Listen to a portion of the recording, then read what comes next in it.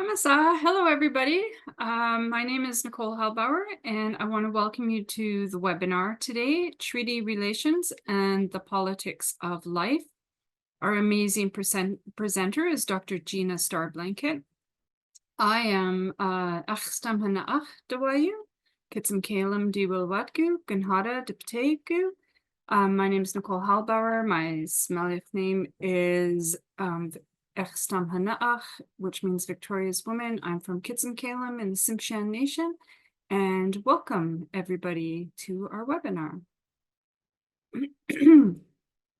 So this is the National Collaborating Center for Public Health, and there are 6 located across Canada, and each of them has a unique focus. For those of you not familiar with the NCCIH, there's 6 centers for public health, and it was established in 2005 with funding from the Public Health Agency of Canada. Our sister NCCs are focused on specific topic areas, including infectious diseases, environmental health, healthy public policy, determinants of health, and methods and tools for knowledge translation. The NCCIH is unique in that it is the only NCC focused on the health of a population. Our center supports health equity for First Nations, Inuit, and Métis Peoples by promoting the use of Indigenous informed evidence to transform practice, policy, and program decision-making across all sectors of public health. Here's a few webinar housekeeping notes. All the questions for the panelists, as well as technical questions, can be submitted in the Q&A window. Links to resources you will see in the chat, and there may be more posted as we move along. And today's webinar is being recorded and will be available on the NCCIH website. Just a brief note, there may be some brief pauses as we switch between presenters, and we're going to have a nice conversation with Dr. Starblanket.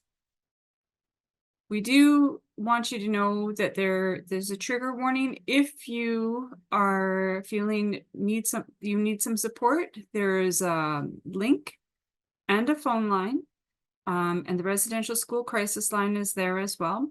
If you look in the chat, we also have some of the links presented there. As always, we must first start with our land acknowledgement. The NCCIH is located at the University of Northern British Columbia. Whoops, what did I just do? And is on the unceded traditional territory of the Dakle Carrier people. And our today's presenter, just give me 1 second here, is Dr. Gina Starblanket. She's Cree Sotu and a member of the Starblanket First Nations in Treaty 4 territory. Dr. Starblanket is an associate professor with the School of Indigenous Governance at the University of Victoria. Her research focuses on Indigenous political life and takes up questions relating to decolonization, gender, Indigenous feminism, and treaty implementation and relationality. So that is a lot. That's amazing. Our learning objectives today, Dr. Starblanket is going to go over the history of healthcare provisions in the numbered treaties, as well as contemporary issues surrounding them, the social and political dimensions of healthcare in Canada, and critical Indigenous policy developments relating to treaty and health. Thank you for joining us today. I'm going to stop sharing my screen now, and we're going to have a nice morning chat with Dr. Starblanket.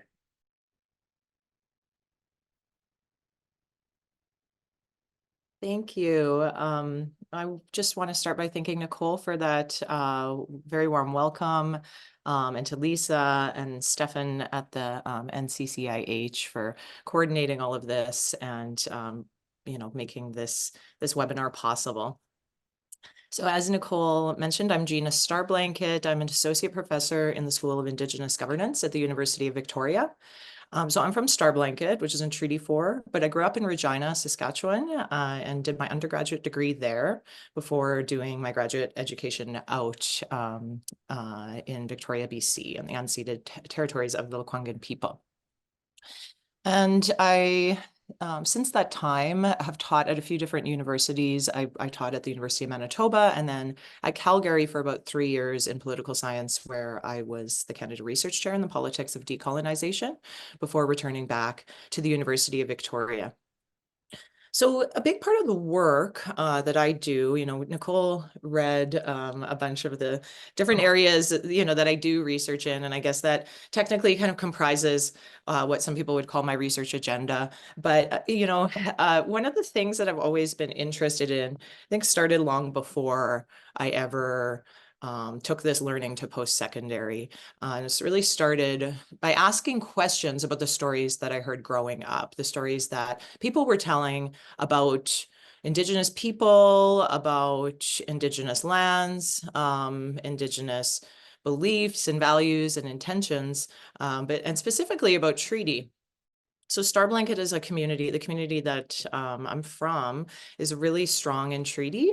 We've had a number of leaders, current and ones that have passed, that really advocated very strongly for a critical, ongoing approach to treaty advocacy, both in our community and broadly speaking. And so I was always really interested in what I saw as the disconnect between, the stories of treaty that I would hear at school and then the stories of treaty that I would hear back at home.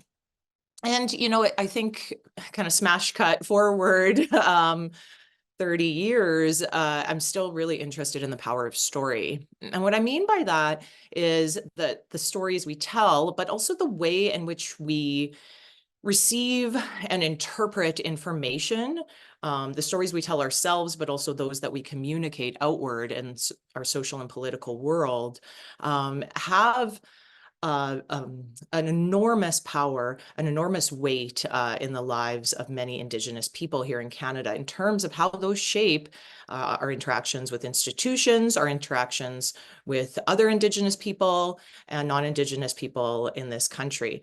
And while that manifests in different ways in different regions, I think one of the sort of unifying themes that I've always been really, or central themes rather, that I've always been interested in is the dual potential of a story to either, be transformative and bring about different ways of thinking and knowing and envisioning the world around us, or the way that same story can be actually really damaging and harmful if when it's invoked strategically, often selectively, and in ways that override other understandings of that matter or that question. And so here I'm talking about treaty, and I'm talking about the ways in which, a very particular story of treaty gets told in Canada, and the ways in which Indigenous understandings of treaty have a tendency to be eclipsed, either entirely or sort of reduced to a symbolic understanding that is decoupled from legal or political weight, legal or political implications, if you will. And so let me explain a little bit more here.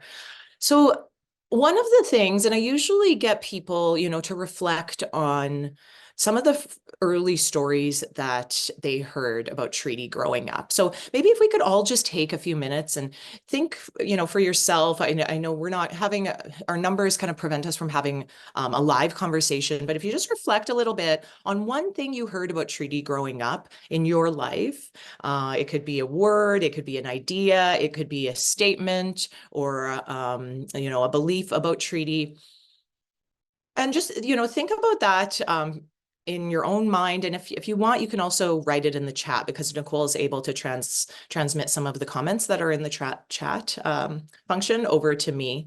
So let's just take a few minutes to do that and think about just one thing that you know about treaty or recall about treaty from your own learning growing up.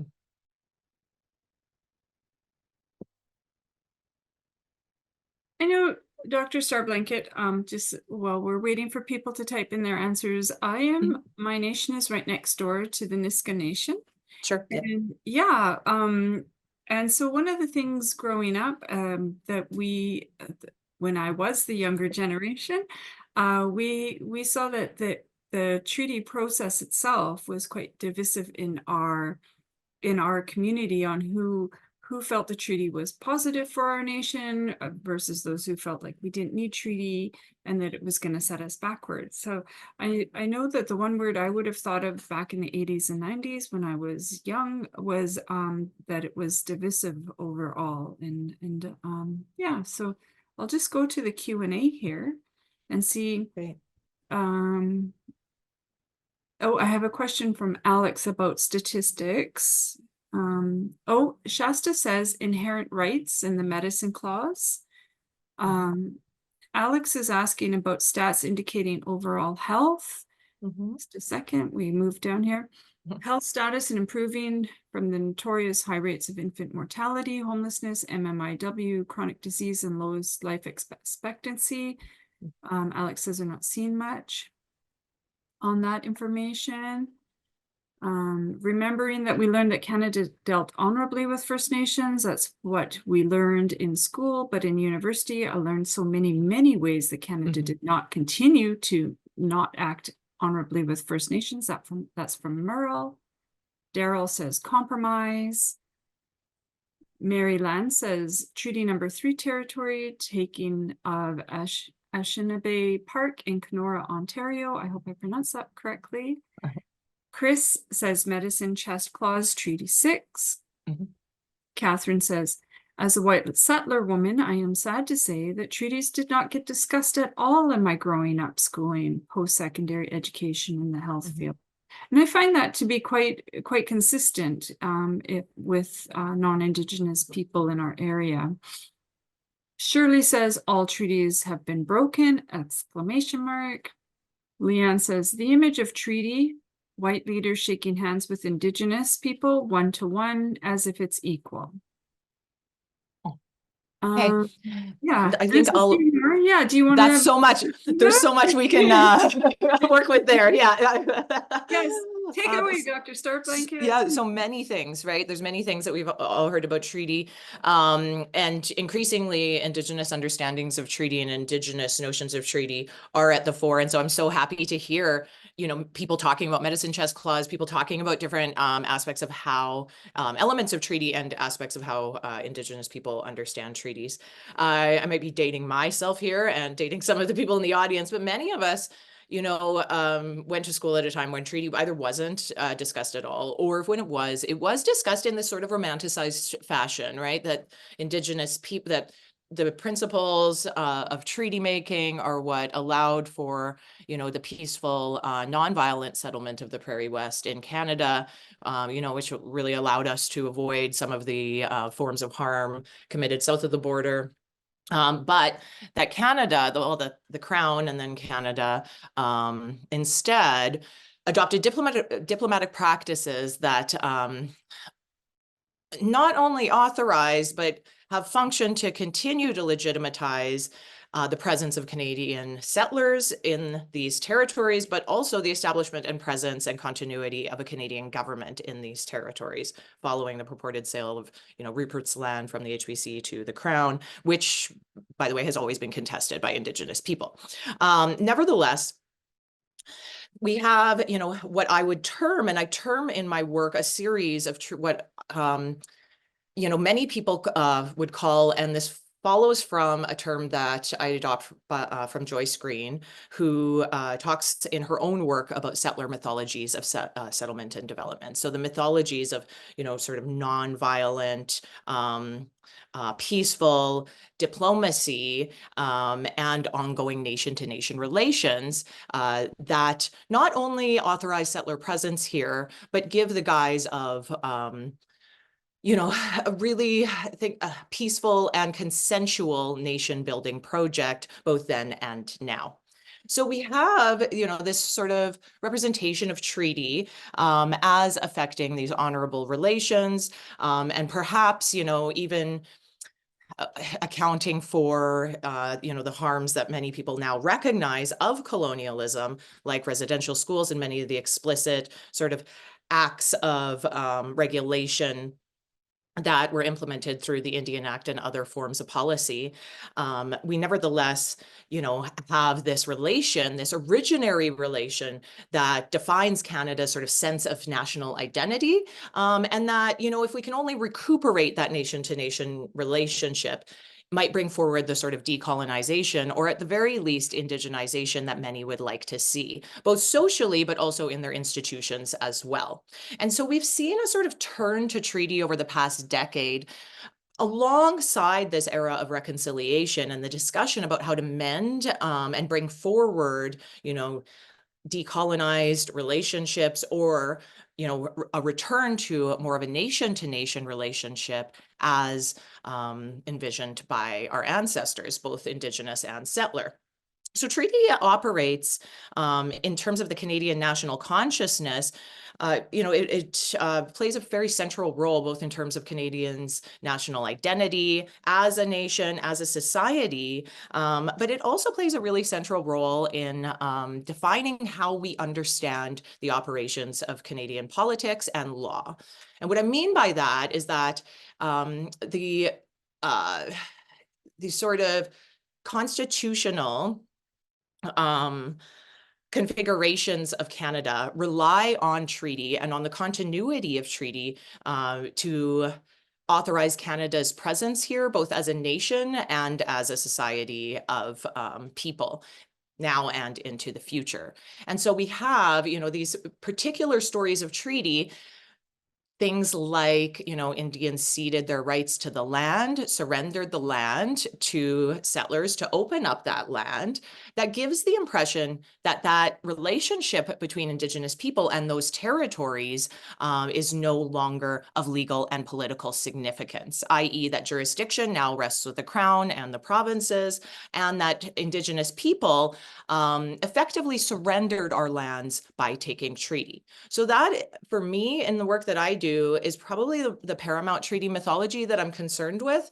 I believe, and I've argued in a number of different pieces, that one of the foundational violences of colonialism is not only the theft of land in terms of a possessory relationship with land, which settler society tends to sort of reproduce that logic, right? But the sort of impacts that colonialism has had on Indigenous people's ability to relate freely to the land. And within that, there's a number of other impacts that then flow upon our ability to relate with one another, to relate with the living earth, to relate well with ourselves. Though that initial original harm is the violence, for me, that colonialism impacts on our sense of relationality with the world around us and our ability to relate with that land. And for those of you, I see that there's many Indigenous people in the chat, who clearly have your own knowledge bases around treaty and knowledge that you've grown up with as well. And so you might think about, and for those of you who may not be as familiar with these understandings of treaty and with these lessons around treaty, the ways in which Indigenous signatories, when approaching treaty, one of their biggest concerns was around way of life, was around the question of whether their way of life would be impacted. And many people interpret that as meaning hunting and fishing, berry picking, things like that, right? And that's a consequence of how the courts have interpreted treaty in a really narrow and reductive way around, as a set of individual rights held by individual bodies. And really adjudicated an entire relation down to particular policy realms and sets of rights that individuals can either hold or not hold, depending on whether they're classified by Canada as a treaty Indian or status Indian. So, the way in which that relationship, which was supposed to be bringing something on top of Indigenous people's existing way of life. And we see those sort of metaphors in treaty making. That relation was supposed to add to what we had that which came before, right? Now, so we see a lot of different metaphors, even outside of Treaty 6. And I signed that Yellowhead brief, or I shared the Yellowhead brief, that I authored around treaty and the politics of life, which was during the COVID pandemic, talking about, that distinction between basic survival and what it might look like to thrive. And that was the idea behind treaty, right? My ancestors weren't taking treaty for mere survival. They wanted future generations to benefit from these treaties and for them not to take away of that which came before. So time and time again, even outside of Treaty 6, where there is a distinct clause around medicine and access to medicine, we see the language of wellness, of thriving, not just of survival, but of bringing something for future generations, right? Of actually improving the lives of future generations rather than just ensuring their basic survival onward and into the future. We see that language continuously, either in the form of metaphor or in explicit statements. Is it true that my child will not be troubled by what you are bringing him? Is it true that we will be able to hunt and fish and live our way of life, that this will not take away from our way of life? In various different treaties and various different vocabularies, that sort of impulse to focus on livelihood, and not just in terms of how that tends to get interpreted in contemporary treaty politics as ECDEV initiatives, just kind of writ large, but livelihood in terms of the ability to continue living as before, living well in relation to one another and in relation to creation. If we think in those terms, if that's the normative frame or the interpretive strategy, interpretive mechanism that we're thinking through questions that we're presented with in our own work, then suddenly the possibilities around health, around wellness can become much more vast and expansive. And I'll give you an example. When you think about, let's say, something like, a physical, literal description of a medicine chest, that can become quite narrow, right? That's a particular box kept in the Indian agents or, whatever colonial authority was in power in that particular region's home, and constituting those material items. All right. We're thinking there through an interpretive frame that translates the notion of wellness, the notion of health to a material form, right? But if we think about what health and wellness would look like in terms of broader strategizing, in terms of more expansive approaches to policy, to transformation, and to political change, we might think about things like missing and murdered women as a treaty matter. We might think about the violent forms of interaction between Indigenous and non-Indigenous people in the prairies as a distinctly treaty matter, right? As a matter of health and wellness. Those racist interactions every single day, the ones that lead to heightened and asymmetrical forms of violence in the lives of Indigenous people living in those treaty areas, and at times, have allowed, as in the case of Colton Bushey, have allowed settlers to literally admit to killing an Indigenous person on their territory or the territory claimed by them. And the courts actually allow the stories told in that courtroom to enable that settler to be found innocent after having admitted to that killing, right? I wrote a book called Storying Violence, and it's all about the way in which the stories told in the prairies, in particular rural Saskatchewan life, bolster and maintain such heightened and violent racist dynamics that those sorts of interactions and those sorts of stories and assumptions and narratives become normative in that space and actually allowed that settler to be found innocent in that particular case for the death of a young man that he admitted to killing. And so these stories, they don't just operate in a vacuum, they manifest in the institutions that we move through, that Indigenous people are expected to move through, and they result in high levels of violence and sometimes death that is unaccountable for. And a lot of those narratives in that particular instance that I just, told you about, and the book that I just referenced, a lot of the narratives that we hear in that particular space about treaty operate not in an honorable way, not in a way to bring forward more respect, understanding, education, or, nonviolent and peaceful coexistence as they're intended to. The stories of treaty that circulate in that space are mythologies of all Indians getting their healthcare paid for, all Indians, because of treaty, getting university for free and free trucks, and they don't pay taxes, and that's why the roads are bad. And so, they bolster these particular social dynamics that lead to high levels of violence in the everyday for Indigenous people, but they also lead and bolster systemic forms of violence. And by that, I mean,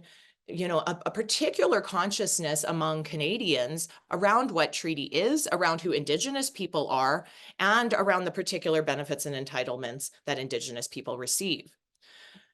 Canada doesn't correct those mythologies. It serves Canada to give the impression that healthcare is a treaty right, even if it will never acknowledge healthcare as a treaty right, even if it will not talk about, funding transfers and be, transparent in where that money is coming from, that it's transferring to the provinces around health, right? Is that Onion Lake did a court case, several years ago around the transfers, the health-related transfers to the province, and took Canada court in order to affect direct transfers for its own treaty funding. And I encourage anyone who is interested in how people have affected direct transfers to look into the case of Onion Lake.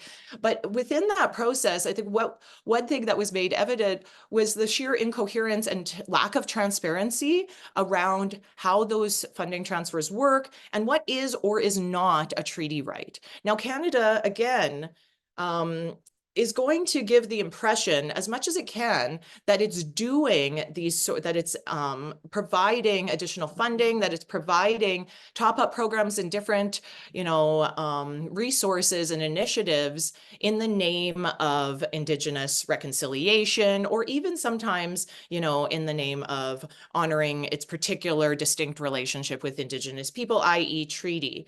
But it won't acknowledge, that this is it won't acknowledge a treaty right to health. It won't acknowledge a treaty right to post-secondary education. Meanwhile, those stories live on, and they function to give broader Canadian society a sense, a very particular and actually incorrect sense of what treaty represents and what Indigenous people are able to access in terms of material resources and benefits under treaty. Now, any of you, who have Indian status and have tried to access non-insured health benefits might know those those benefits are actually quite paltry, quite narrow, and really, really minimal when they are even approved and provided. Beyond that, they're not acknowledged as a distinct treaty right. They're treated as an Aboriginal right. And so this actually reproduces a disconnect between, what treaties are supposed to represent, what we're all told they do represent, and what Indigenous people are actually able to access, and the levels of aid that Indigenous people and support that we're able to access in times of need and crisis. And so here's where I'm going to return to some of the history around treaty and around Indigenous understandings of treaty. So many, many people, will look at not only the land question, presuming that treaties affected some sort of cession of land, which of course, if you look at the oral histories of treaty across the board, Indigenous elders have always maintained that treaty was not a cession of land, but in fact, an agreement to share the land. The treaty relation was supposed to govern interactions in those lands. So Indigenous people were supposed to retain lands for our own use, lands that settlers would not be allowed on. But then we were also agreeing to share various tracts of land. Now, following the signing of treaty, that then gets misinterpreted and misrepresented by Canada as a cession of land, and all of these sorts of legal and political restrictions and impositions emerge, right, through the Indian Act, through, the pass system, which, was never authorized under law anyways. It was an illegal practice. Other, restrictions that prevented Indigenous people from fighting treaty rights cases, fundraising monies and then advancing treaty rights cases, and, thus seeking Hiring a some form lawyer. of accountability. Yeah. Oh, sorry, Nicole? Oh, sorry. I was gonna say, I mean, we couldn't even hire a lawyer to advance Exactly. rights. And I don't know in other parts of the country, but I know in British Columbia, our potlatch was banned, and so large numbers of our elders who had potlatched were actually taken down south to be imprisoned as part of it. Anyway, sorry I interrupted. No, but these are all sort of crucial Yeah. aspects of the treaty relationship that nobody talks about, right? So how this broad legal and political relationship gets reduced to a legislated series of rights held by individual bodies and subject, by the way, to discriminatory, provisions, to forms of enfranchisement, to all sorts of different regulations and parameters placed around who is or is not a status Indian, with the eventual intention of there being no more status Indians, right? Because of the various cutoff rules and Blood quantum. blood quantum and discriminatory provisions. Do you And want so to what take we a question, Gina? Oh, sure. Oh, I'll just wrap Yeah. up my sentence. Yeah, Okay. sorry. Yeah. So what we see is this broad relationship reduced to a set of rights or entitlements held by individual bodies, and then interpreted through particular policy realms, which, fast forward to now, we still have that sort of mechanism of classification and categorization where, treaty gets interpreted through these very particular silos. Meanwhile, no one's stopping or creating space or time to talk about the overarching treaty relationship that remains one of legal and political subordination and continues to harm Indigenous people because of that, and because of the ongoing dispossession of land perpetuated by these sorts of mythologies. So I'll just pause there, and let's definitely open it up so we can have more of a dialogue. I could listen to you talk all day. Like, what's reaffirming for me is 30 years of struggle in my career, and even the discussions on blood quantum and the fact that my own children are not considered status Indian because of the regulations. Like, I find your discussion fascinating, and I'm like, I wish I had had all of this information over my 30-year career. It's amazing. I do have two questions here. Sure. Yep. The first one is from Pamela Orr. Has the federal government actually declared that they have responsibility for healthcare on all Canadian reserves? I'm not actually familiar because that's not my area, my particular area. So, one thing that I focused on for many, many years was whether they would acknowledge a right to self-government, right, under Section 35. I'm not sure. My educated guess would be no. They tend to shy away from being explicit about what obligations they hold under the treaties. And that's why I have a whole article elsewhere on the politics of incoherency. It's a strategy to continue to change what settler colonial structures look like and what they mean. Because the second that they're stable, people can learn to navigate them well. So one thing you have to understand about settler colonialism is it's shape-shifting. It's a structure, not an event that occurred at one moment in time, at the moment of treaty making, right? It's something that Canada's going to continuously change, as it has, its approach to its Indian policy and the Indian question in accordance with a number of social economic forces of the times, right? And so I would suspect that Canada would not acknowledge a broad obligation to health under the treaties, though that would be, probably geographically specific, and that might be different where it's explicitly worded in Canada's version of the treaty, like in Treaty 6. So you would just have to, I'm sure there's scholars that, like health scholars that could look at whether that's ever been the case, but I would guess no. A big part of why it doesn't want to situate health as a treaty obligation is because Canada is aware it has enormous liabilities under the treaty, right? And the moment that we start kind of sedimenting or concretizing those, people are going to be able to advance court cases around those liabilities, right? Canada is constantly trying to offload those liabilities through the negotiation of different agreements to create certainty around whatever XYZ, education, healthcare, whatever the case, these funding arrangements that allow it to offload responsibilities, but also those liabilities that come with its obligations to Indigenous people. So while it holds these obligations, it's purposefully convoluted and non-transparent in letting Indigenous people know, but also broader Canada know what the configurations of those relationships actually look like in practice. That's incredible. Yeah, I started my career, and you talk about offloading these things.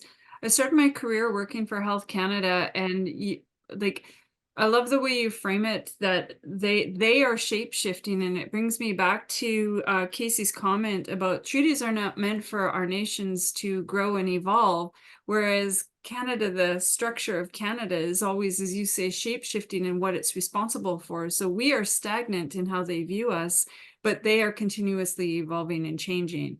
And so I think that that's a real danger. I feel like they just want to keep us frozen in time Yeah, to and where we didn't where the construct that they build about us, that pan-Indigenous ideology of who we are, exists, right? well, So and that's it's not just something you feel, that's actually true, right? That's yeah, how treaty gets taken up in the courts, through the distinctive culture test, where, to advance a treaty rights claim, you have to situate something as a pre-contact practice that has continuity, yes, that's never been interrupted, that's part of your distinctive culture. And there's all these particular parameters that then kind of get internalized. And, we normalize those as Indigenous people as well within our own vernaculars, right? And with our own ways of thinking about treaties. So a big part of the work that I do, I'm not a lawyer, right? I'm not always kind of telling people the parameters around what they can and can't do around treaty. As an academic, I think my job is to try and get people to think more expansively. What would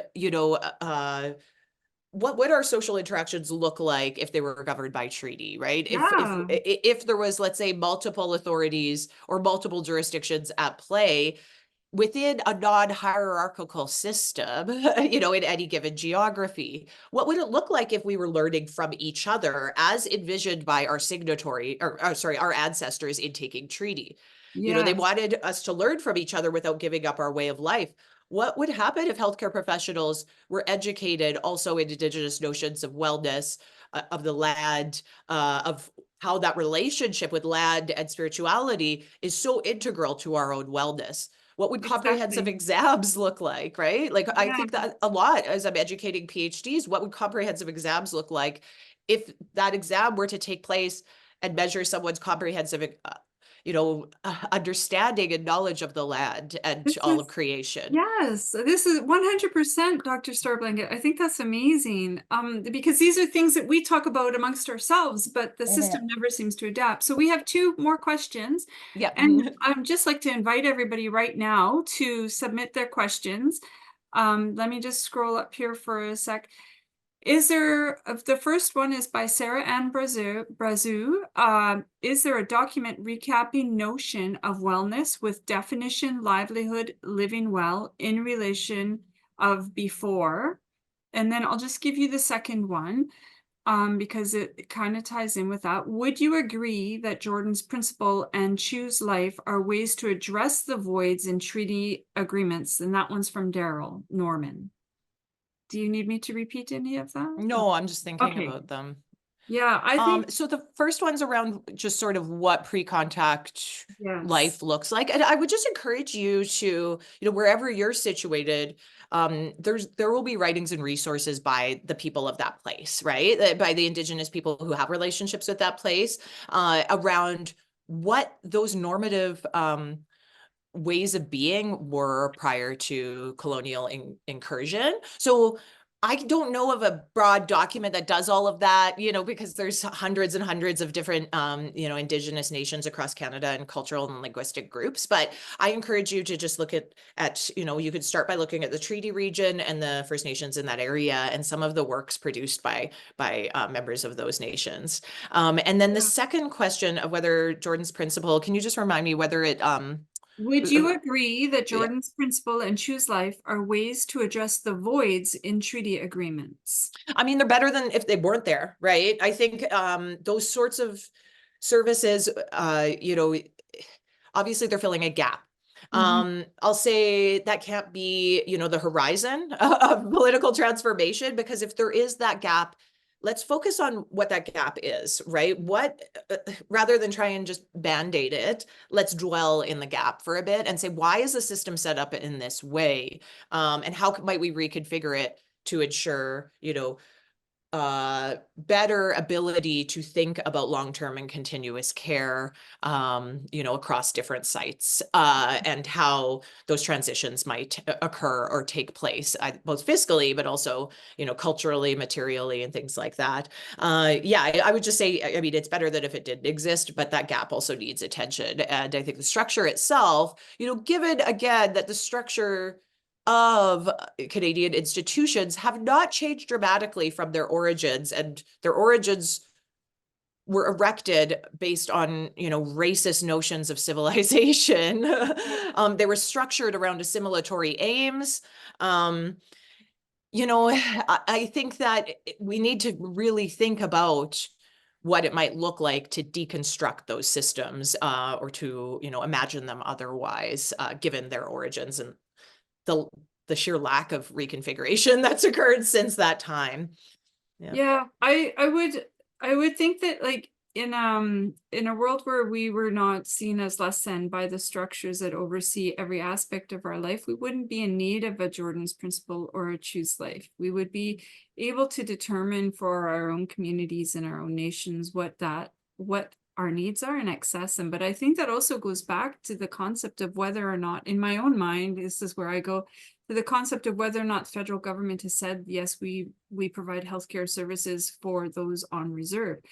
Because I don't know how it is in the rest of the country, but in BC, when I started, there was this distinction between on-reserve healthcare and off-reserve healthcare, even in the budgeting system.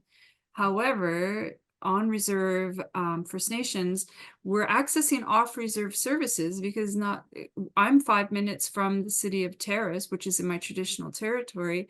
I don't need to be having a hospital on my own community. So yeah, it's those gaps that you talk about, and I think it's really fantastic. Can we get both governments to help release old medical records from old missionary and hospital and sanitariums? That's from Jackie Hookama. And I'll give you another one.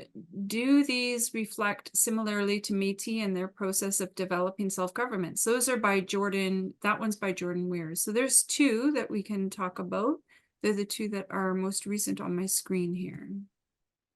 Okay, so the latter one is about releasing old medical records from old missionary, hospital, and sanitariums. I think a historian or, museum, someone who does like, like reclamation of records and those sorts of things, might be able to speak better to that question. That's not actually my particular area. And the second one was around whether Métis was around Métis self-government. Yeah. Can we get, oh, sorry. Do these reflect similarly to Métis in their process of developing self-government? Does what reflect? Does what compare? The discussion that we were having about the differences between treaty and ceded land and self-determination. No, I mean, I think every community, none of these observations, while it's important to be able to make observations and generalizations about patterns that you're seeing across the board. I mean, they all have to be taken within a particular context and thought through within a particular context of whatever geography or cultural group or nation that, you're reflecting upon. So in the particular context of Métis, it would depend which Métis, what their particular relation to Canada in that region is, and what stage of, you know, negotiating they are at with Canada, if they're even im, if they even have any sort of self-government negotiations underway, is what I'll say. So I think that would be just be a very context-specific question that I would need a bit more information about, but also I'm not a scholar of Métis studies, so I just don't, I would encourage you, and I could put you in touch with people who do have that expertise, who could speak to that. Thank you. Yeah. Sarah Ann has another question. It was more related to, oh, she's defining her previous question about the livelihood. It was more related to a broad, agreed upon definition of wellness as a health promotion agent. We are reframing our actions in schools to teach about wellness and positive mental health, one health, etc. I'm trying to get a more broad view on how it is approached outside of QC, but thank you for your answer.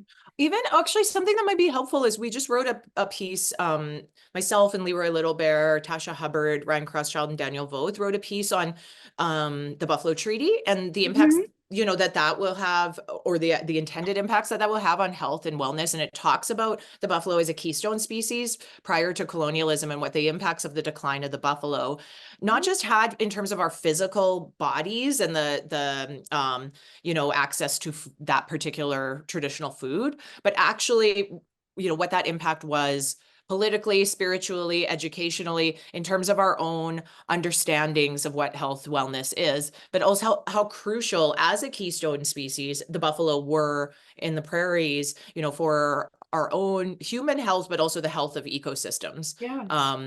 And so that might be an interesting piece, because it does talk about, you know, an initiative today, and it historicizes that initiative by talking about the role of the buffalo in the past.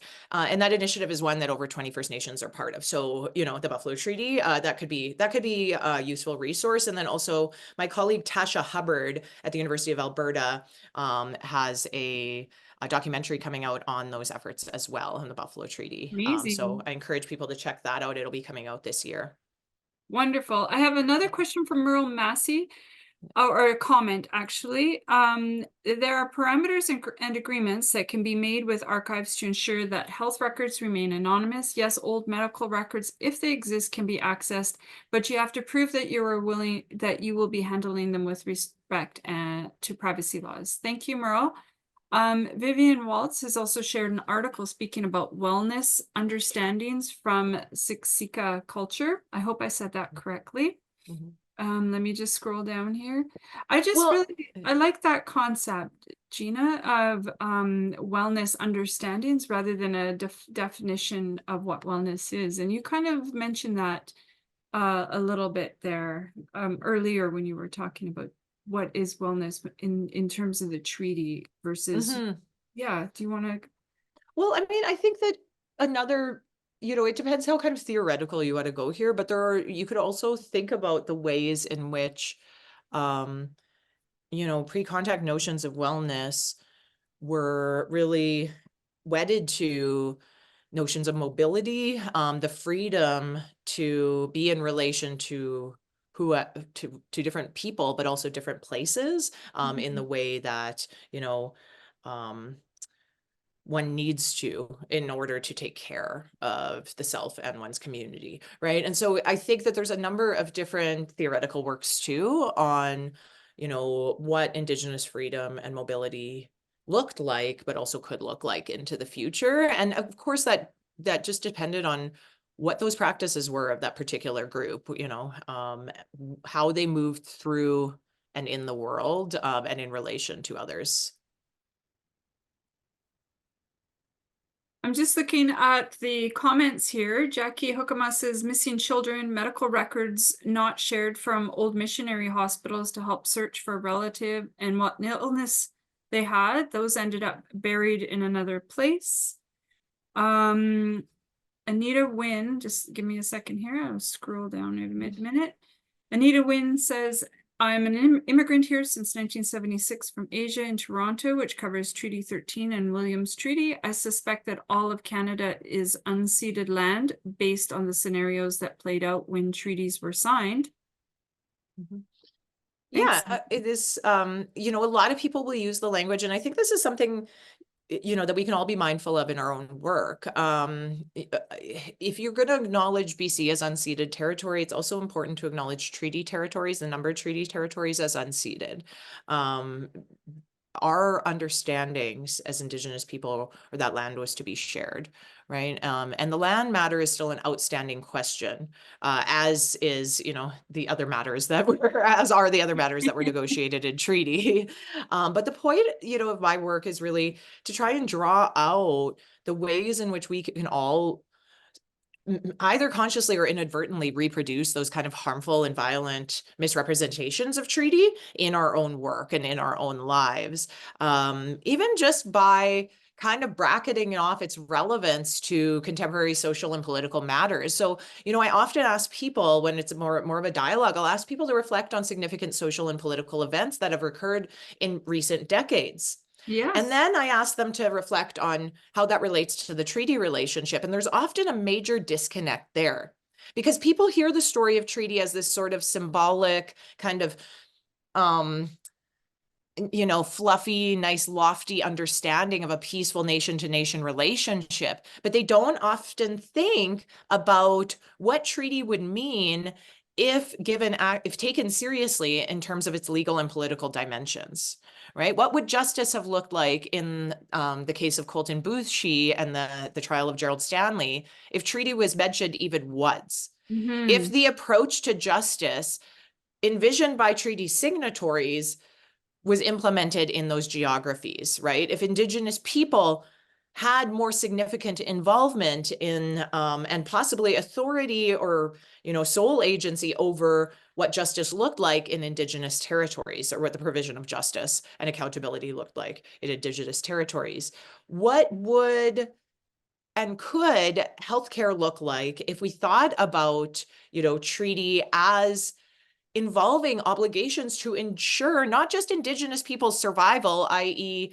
you know, sending the bare minimum amounts of funding and resources to ensure Indigenous physical survival. And here I'm thinking of the rations and things like that were sent, you know, as fulfilling treaty obligations following the signing of treaty when many of our members were restricted to reserves and physically incapable of ensuring our own wellness through the means that are normal to us, through the means we were accustomed to, right? When you were restricted from practicing those forms of wellness, well, we need to talk about that sort of foreground, that colonial foreground when we're discussing these matters. Treaty needs to be in the foreground when we're discussing these matters. So what would things look like? You know, what would our understandings of health and wellness look like if they were grounded in that sort of frame?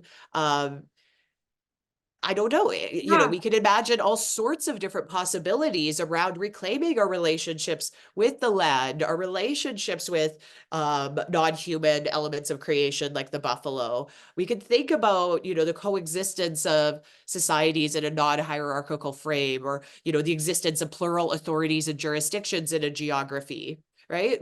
All sorts of different structures become possible and configurations become possible. Exactly. I really like the way you frame all of this, because I sit here and I think about what health is and what wellness is according to the colonial structures that we live within, versus, like, I always think of health more and wealth more as if you spelled wealth WELLTH, because if you are really wealthy, you are well. No amount of money is going to make you well if you are unhealthy and unwell. And so I often think of it in that context, like what is my wealth today? Where do I store my wealth today? And that's a teaching that I've had from my family, my community, is like, because we are a potlatch society, and giving away is more important to us than keeping and collecting, that our health and wealth are intertwined in what we are able to be, how we are able to be well.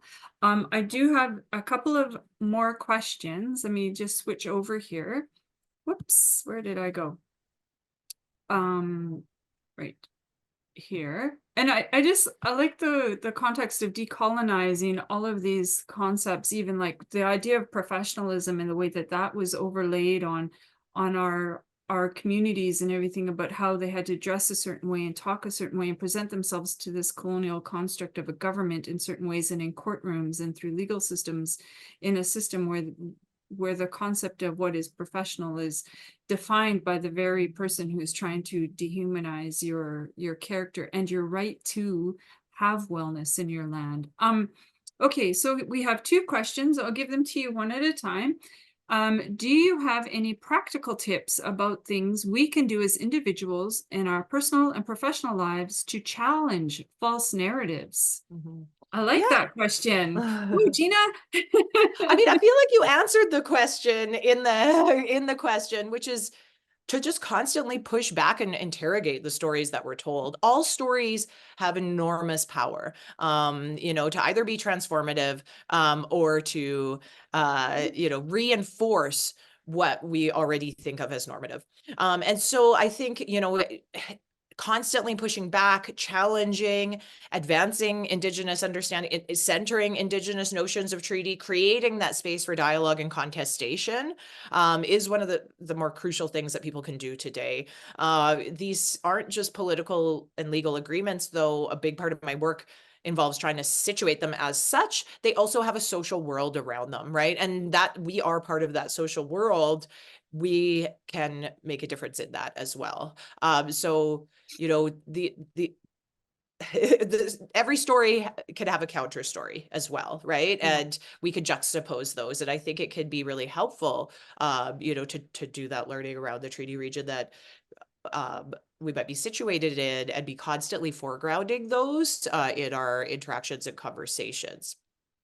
That's wonderful. Yeah, I think so too. I mean, we spend so much of our lives fighting those stereotypes and those narratives about who we are in our individual communities, in our individual nations, as opposed to that broad idea of what an Indigenous person is in North America and how divided we are. So I think it's really important, like you say, to keep challenging those narratives And even within yeah. Indigenous communities, Nicole, Oh, like you yes. talked about the divisiveness within your own community. I mean, if we could see that dialogue and those different perspectives as generative, then we all have a role to play.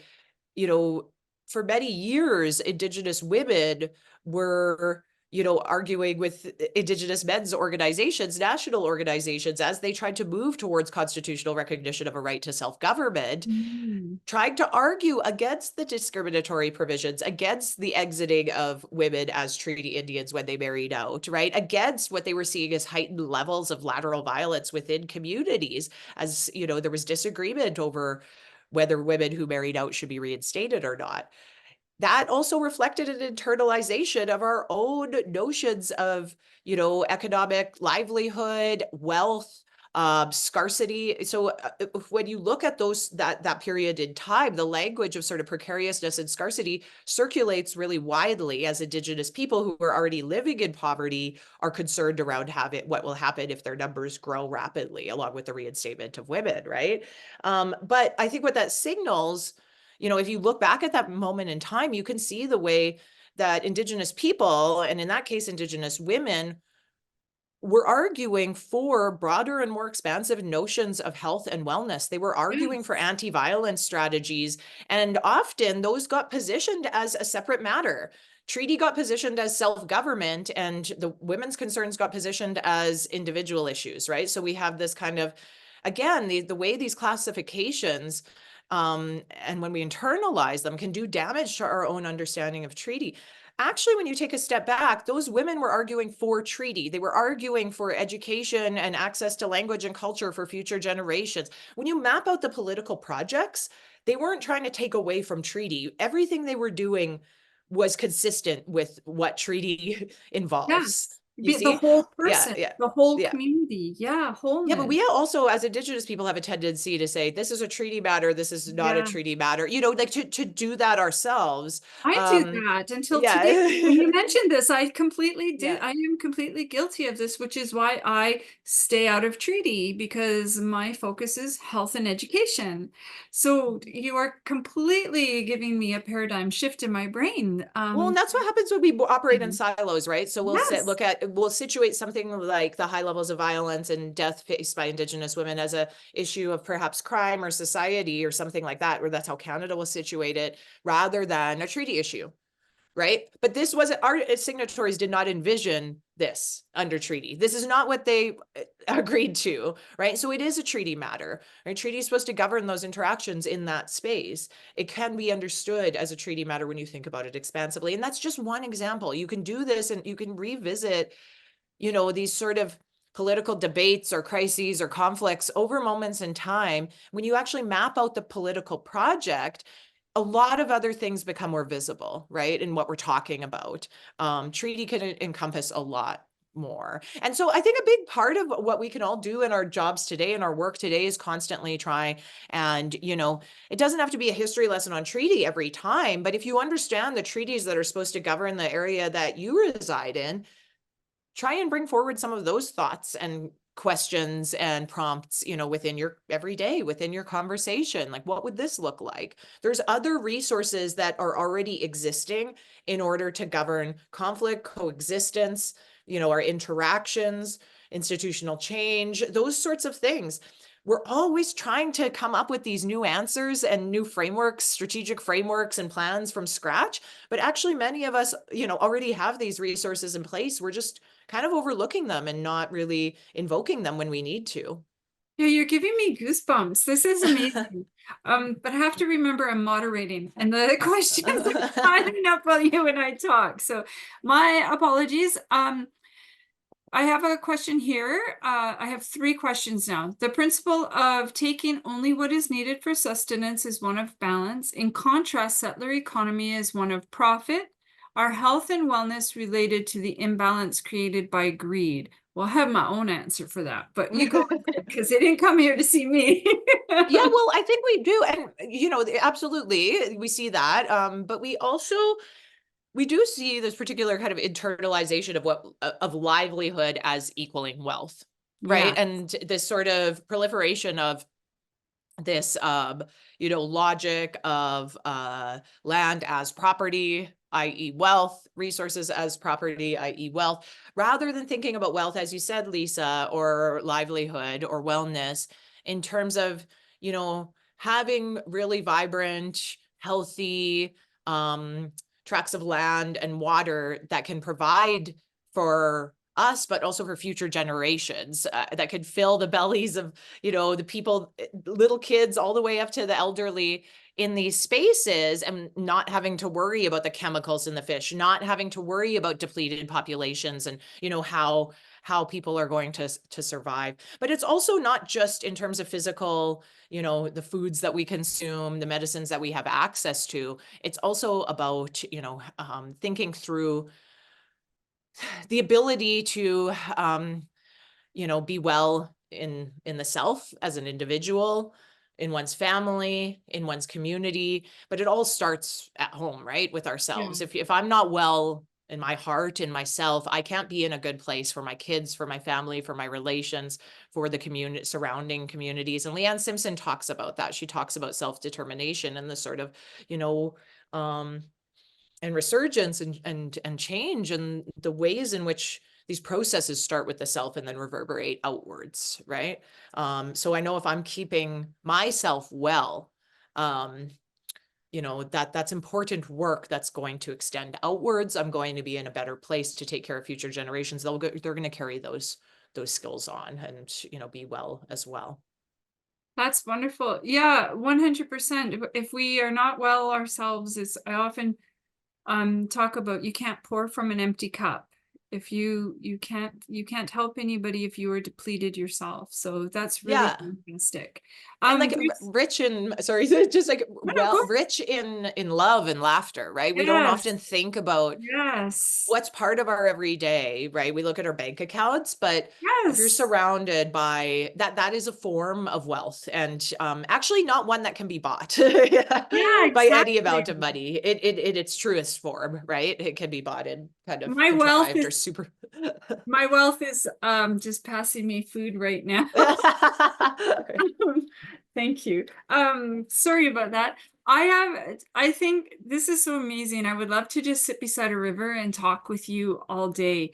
We have a few more questions. These two questions are actually from my field. So I am really interested in what you have to say. One of them is on health and wellness, and one of them is on housing. So I'll just read them both. Okay. And then if I can do this. Can you discuss the treaty relationship to First Nations housing? What do you see in that context? I promise I did not write that. And do you know if any of this, how treaty is related into health and wellness, is being incorporated into professional medical training and education anywhere in Canada? Now, those are both my fields, but those are the next two questions that we have. Well, why don't you start by giving your best educated response, and Well, I'll see if I have anything to add on to. I can only speak of my experience as Mhm. a cultural piece that I carry very close to my heart, because I am working on decolonizing myself as well. As far as health, I actually work for UNBC as a research manager, and my job as research manager is to create this HEAL website. And we are creating decolonized anti-colonial modules for healthcare professionals.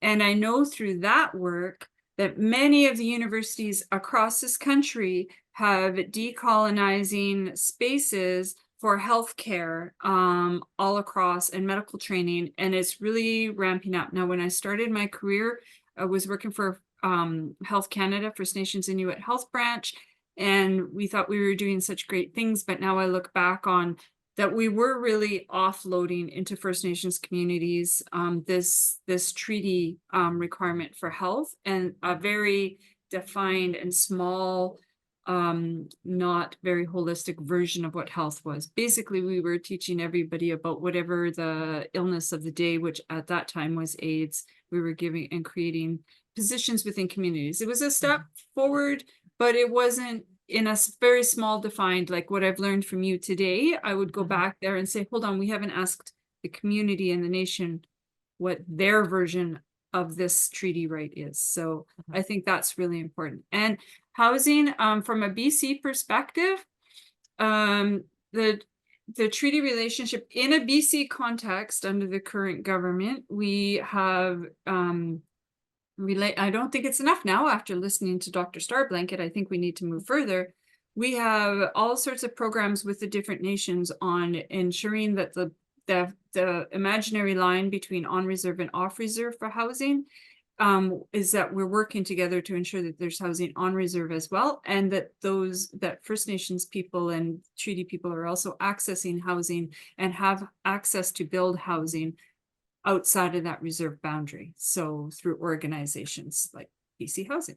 So that's what I know, very small and short, but want to know how you would answer that. Yeah, I mean, I don't know what the current state of, healthcare education is like in terms of the curriculum and what people have access to. I do know in Saskatchewan, where I grew up, there's mandatory treaty education in K-12, though that's also, there are limits to that, right? And there are kind of parameters around what that looks like and it entails. But again, in terms of the medical school and what it's offering in terms of Indigenous, orientations to health.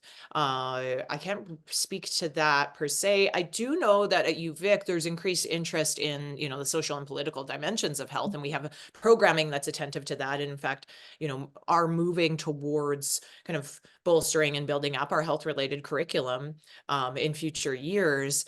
But I also am kind of cautious, Yeah, I think that this work needs to occur across disciplines in multiple different ways, and from multiple different angles, both in terms of practitioners, but also people, the kind of architects of these structures, at policy levels. And yeah, unfortunately, just don't have that experience that I can speak to in terms of what the medical school curriculum entails as it relates to indigeneity. I mean, I would suspect also that it's, it hasn't been untouched by the TRC's recommendations, and that there would be a number of moves underway structurally to try and at the very least indigenize or decolonize what is being taught and how to work in relation to Indigenous people. Also, being aware of Canada and its various geographies, I suspect that looks quite differently from institution to institution. Yeah. And then the other question around housing, just what that would look like within a treaty frame. I mean, that's a great and enormous question. I think it could look, many ways, not like what we have going on right now. But it could look like many things, right? I would say thinking through, what treaty and housing, I mean, again, that language, that's a very particular policy realm that's, you're thinking of it brings to mind the dwelling, right? The brick building or whatever the case. And perhaps that's, materially important, certainly is in the immediate life of many of our members. So there would require short-term strategies around addressing those sorts of asymmetries. But I would also say long-term strategies around thinking, beyond what holding space for a living being, caring for that living being in the long term might look like, from infancy to, elder care.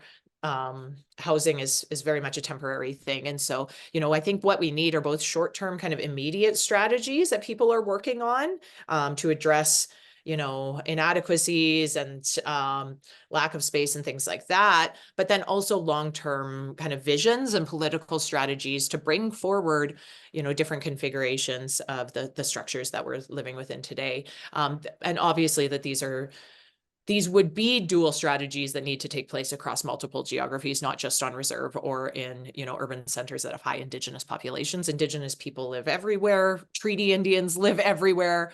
Canada, a large part of Canada is covered by treaty. Those are treaty territories, not just on reserves, right? And so also thinking beyond those sorts of kind of bounds and parameters. Yeah, I really feel that those imaginary boundary lines have been weaponized against Indigenous people as part of that assimilation process as well. And that was for our health, our education, our housing. I remember when my mom finally was able to access housing on reserve, and it was our first stable home. But it meant that then my father no longer had access to stable employment. Right. Whereas if we could have access to stable home where he had stable employment, our lives would have been very different. And that's a common theme. If you go where the job is, you all of a sudden you have none of those supports that you would have had you stayed on reserve or been able to live on reserve. Or you go on reserve and you no longer have the income to support your family on your own. So exactly, all these concepts, a lot of trade-offs that have to be made, right? And so living more of a land-based kind of orientation, it's time consuming. It requires, a great deal of labor and attention to, particular places and relationships with land. Those aren't always conducive to maintaining a 9-to-5 job in a city, right? So people have to make choices and trade-offs about how they want to live their lives. And often the very kind of basic economics in today's, settler societies that, to have gas, to eat, to pay for your house, you need that job that takes primacy. Yeah. And then the rest becomes kind of recreation, which is really unfortunate because we could be orienting our lives around that if I have to live in a city, a university city always, right? Like we all have these sorts of kind of parameters or, kind of restrictions around the choices we can make, right? Yeah, so I have one more question up on the screen. I mean, there are many more, and Lisa might send me more, but I have one more really good question, which I think I am often asked myself. And so I think we could have a good discussion on this one. As a settler on this land, how can I speak about these topics in my work and community in a respectful way? I think, it's not something to shy away from or be scared of. I think that the political climate today is that people are very concerned about using the proper words and vocabularies, and will perhaps shy away from topics if they aren't confident, feeling confident that they have the right tools and skill sets. But I think, just kind of having those conversations, incorporating those, pushing yourself to, even if to educate yourself and try and talk and dialogue about these matters, when you can. I think as long as, you're bringing to those conversations a good mind and heart, and one that's willing to be self-reflexive about Canada, about the stories, that Canada tells, about the things that we might all tell ourselves about, the world and our place in it. I think just constantly being willing to learn and educate the self, and educate the self in relation to those particular places and people of that place, that can be enormously transformative. I agree. Understanding where you are. I mean, it's only been 5 or 6 years that people have actually even thought about the fact that they're on stolen land, unceded territory. It's only recently that people have started doing land acknowledgements, which should not be the beginning and the end of your decolonizing your thoughts and your space in this reality. But there's many resources listed in the chat that I'm going to be looking up, because every day I come from a generation where to be successful and to move ahead, you had to assimilate, because you needed to be at the table, but to get at the table, you needed to change who you are so that you could have a voice, so that we could get to this space. So I'm going to be taking a look at all those resources and making sure to not center your experience is something I often inform people. Yeah. Butler, your experience, crying, ensuring that the First Nations, Inuit, Métis, Indigenous people their voices, their stories are centered in using your privilege and power to do that centering, not to center yourself or your experience or your feelings, but to center the experience and lived experiences of those with whom you are helping to support and lift up, but never believing you are the solution. I think that many people I work with are such amazing problem solvers, Mhm. but there's Yeah, I mean, and problems that are not theirs to solve. well, and there's a few great resources: Unsettling the Settler Within by Paulette Reagan, White Fragility by Robin DiAngelo, around how to have anti-oppressive conversations, and ones where, we're all prone to sort of like defensiveness, to, Yes. jumping to our own kind of assumptions and norms, and, beliefs and those sorts of things. There's resources that talk about how to have these conversations and how to educate yourself around your own inclinations, and, what it means to enter into, mutually respectful and hopefully generative dialogue across difference. And some of those could be helpful as well. Yeah, I find resources are amazing because there are so many now, whereas 20 years ago they weren't getting published and we didn't have the internet, so there was no access to them. But we don't have that. Access is not an excuse anymore Mhm. because the internet exists, and I think that's really important. Um, and I just have really enjoyed this conversation with you, Dr. Starblanket. Do you have any other comments, any parts of your presentation that you would like to discuss further, any of the questions you'd like to revisit? Um, sorry about that. Yeah, no, I just want to end by coughing. That's what I was. Yeah, that was my plan all along. Um, no, I think, just the takeaway for me is always, to think about, the kind of inherent, personal power that we all hold, in our interactions, and the power in the narratives that we tell, how those, can be reinforced materially and institutionally, in ways that, get transmitted intergenerationally, that serve to either kind of confront and change and challenge, um, racist ideas or, hierarchical or paternalistic ideas. Or, we can challenge those and bring forward new stories. We can bring forward new ideas about how to relate and coexist with one another. And treaty is possibly one of the best sources of inspiration for how to, for how people and, non-humans as well can live and coexist well in non-hierarchical, non-violent ways. So, look at that source of inspiration among others. And there's, again, that's not the only one. We all have these resources of relationship that are particular to where we're situated, where the place that you might come from or the place that you might be located on and have a relationship with today. And I just encourage people to constantly keep those in mind and yeah, at the fore of your consciousness.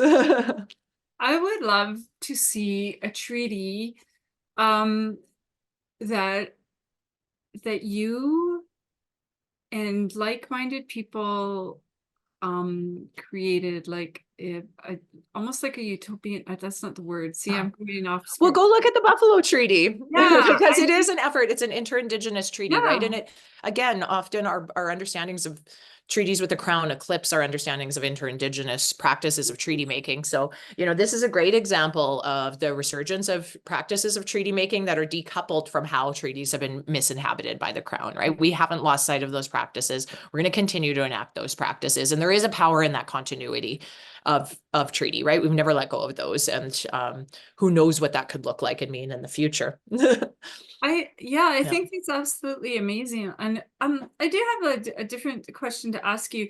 How did you find yourself situated in this space? If you wouldn't mind, like what was the Oh, I what started in was human the justice. Yeah, I started in human justice. And again, grew up in the prairies, in an urban center, but also, frequently navigating rural spaces too, because we always had kind of farmland or rural land to hunt and fish on and things like that, or access to, those spaces. And so was also well aware of what was normative in rural prairie climates. And I just think, a desire to kind of get the tools to articulate what I kind of felt inside was wrong, the things I was seeing, the way people talked to each other, the way, the really heightened divisions. And Harold Cardinal referred to this, a long time ago as the buckskin curtain, right? Our communities do not know each other. They don't want to know each other. They're not interested in each other, but they live side by side. They're sitting here kind of patrolling their little micro frontiers. That's how I've interpreted it. So I wanted to just get the tools to talk about that. And I started in human justice and then realized, at the university I was at in Regina, that tended to be people who wanted to be in police or lawyers, right? And so I became more interested in power, right? And how power flows and operates. And then, over time, thinking through the power that exists in narrative, the power that exists in, representation, particular selective misrepresentations of diplomatic practices or agreements, right? Some things like that. And so you could see how these snowball, the topics kind of flowed, down different kind of pathways as I would find, let's say questions of identity to be sort of dead ending on the one hand, or human rights to be dead ending on the other hand. It just sort of honed, well, interesting, those kind of push me in other directions forward. So yeah, just read as widely as you can about as many things. I encourage people. Yeah. That's there are so many lovely comments. I'm gonna read a couple before we go, if you would Sure. indulge. Thank you both so much for this really valuable webinar. I too would love to sit with you beside a river and learn more from the both of you. That's from Laura. Miigwech, Dr. Starblanket, very informative, from Michael McGregor. Oh, there's a question that you may want to answer.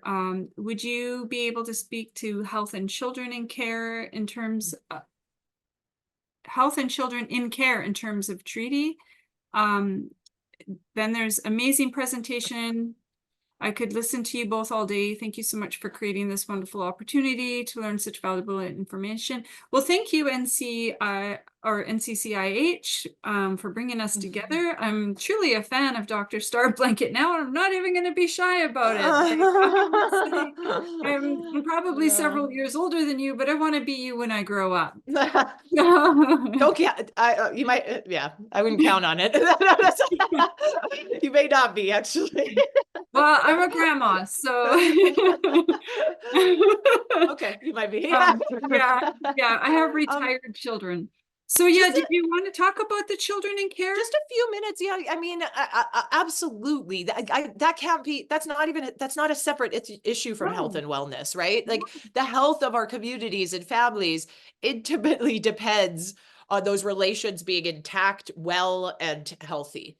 Right. Absolutely. As a mother myself, I know, we're only as happy as our least happy child, right? We always are in a place where we want to see them thriving, happy, growing, cared for, nurtured.